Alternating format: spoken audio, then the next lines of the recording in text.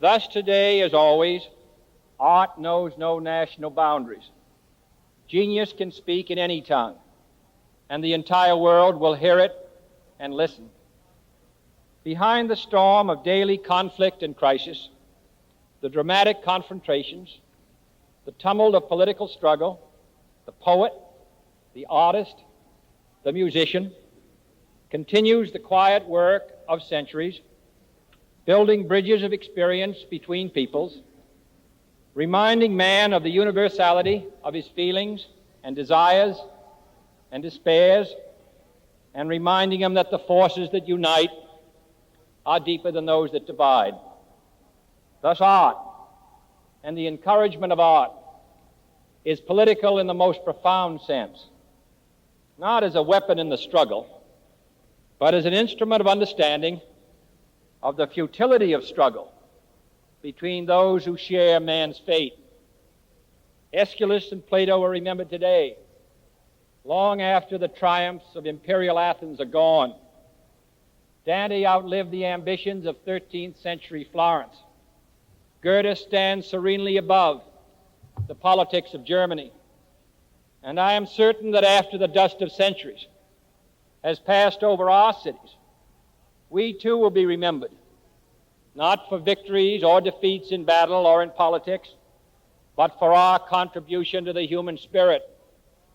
It was Pericles' proudest boast that mighty Athens was the school of Hellas. If we can make our country one of the great schools of civilization, then on that achievement will surely rest our claim to the ultimate gratitude of mankind. Moreover, as a great democratic society, we have a special responsibility to the arts. For art is the great democrat, calling forth creative genius from every sector of society, disregarding race or religion or wealth or color.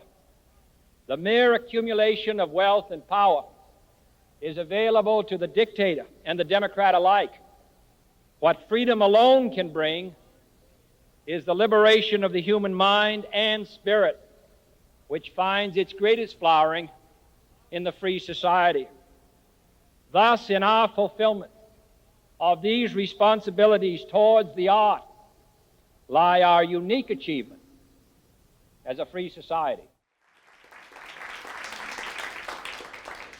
Welcome to Hunter College, everybody. I'm Gregory Mosher.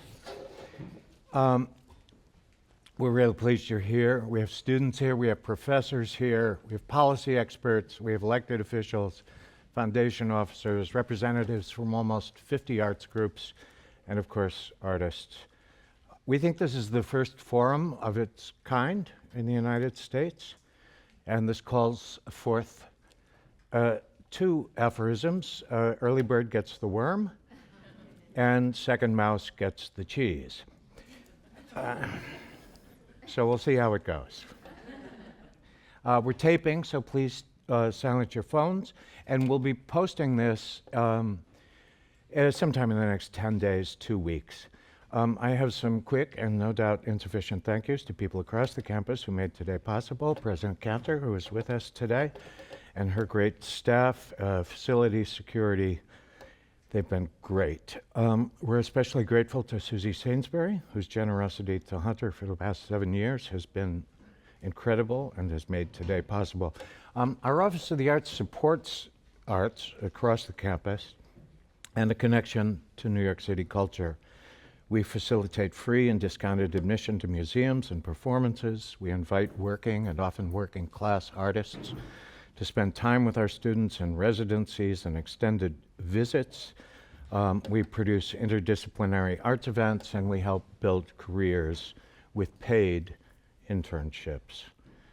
Scores of languages can be heard in Hunter hallways, where the majority of students are first in their family to go to college. The majority are non-white, of course. The majority are immigrants or the children of immigrants, and we love them all.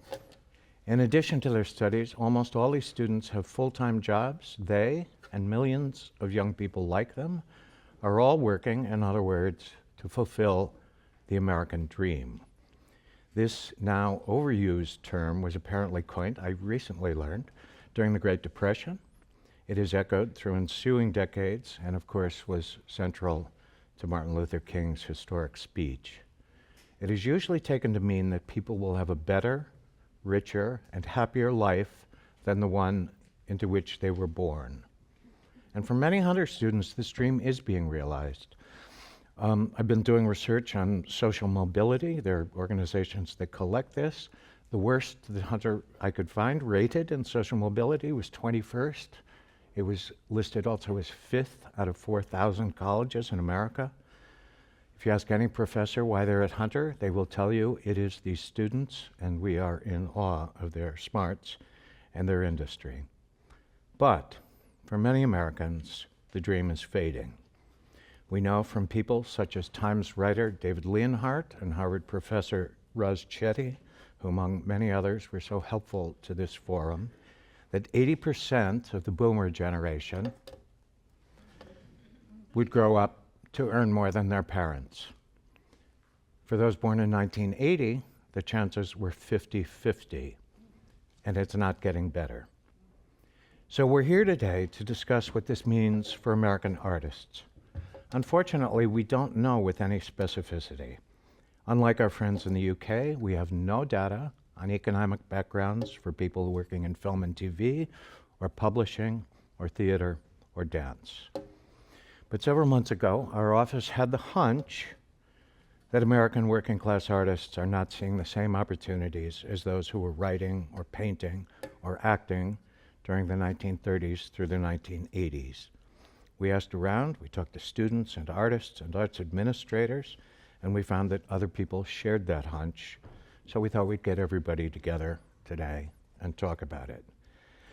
Now that you're here, I hope you won't head for the exits if I tell you that we're not going to define the working class. And the reason why is simple. American economists, who are the ones who measure this across the broad population, of course, tend to use non-college educated.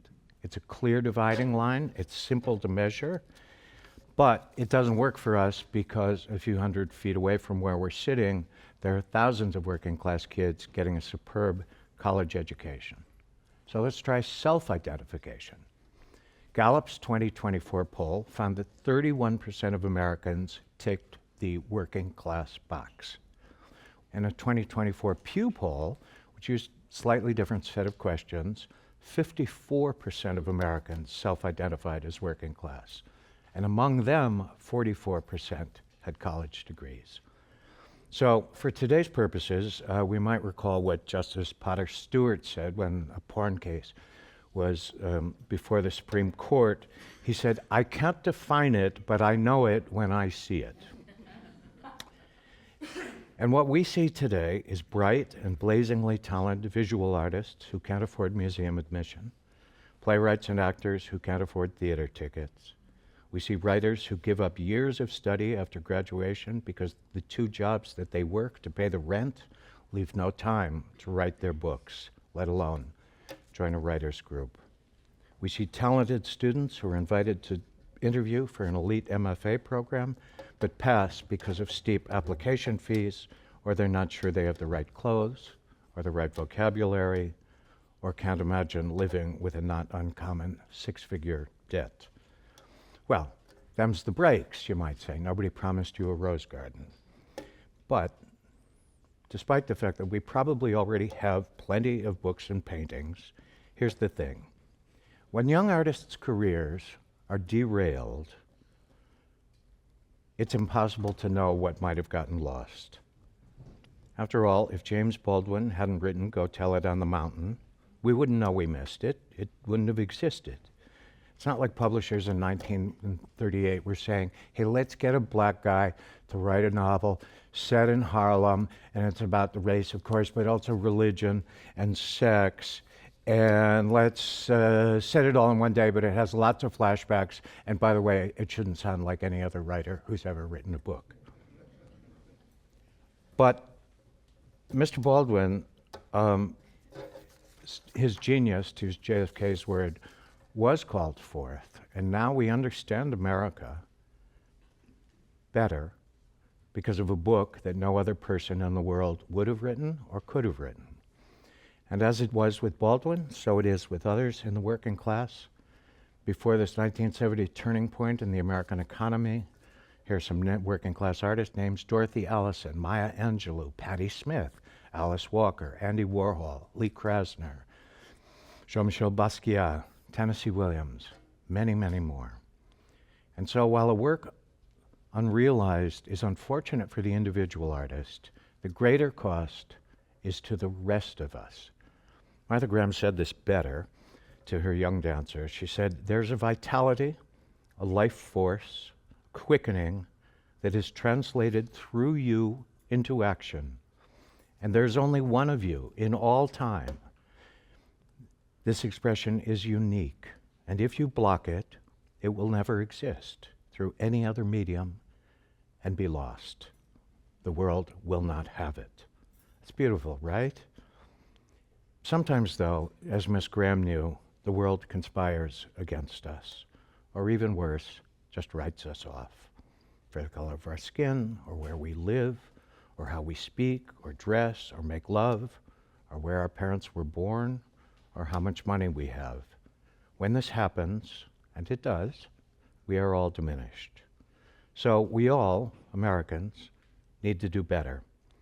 We must find ways to call forth the genius of more people, not just because we urgently need to make more people feel seen and heard, which we do, but because we need to see and hear more than we are seeing and hearing. Those of us who work in the arts, on stage or behind the scenes or in offices, can't solve this dilemma on our own or all alone.